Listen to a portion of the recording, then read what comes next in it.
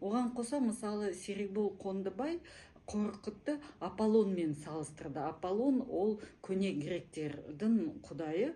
Осыдан 3-2,5 мың жыл бұрын гректер табынған құдай ғой.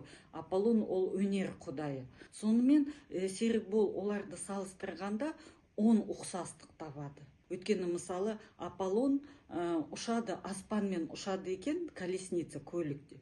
Соған аққуларды жегіп қояды. Со сияқты Қорқыт та аққумен қатты байланысы бар. Аққуға қарап қобызын жасады, тағы да сондай 10 ұқсастық табады ғой Серикбол. Сонда ол қалай Қорқыт қайда, Аполлон қайда?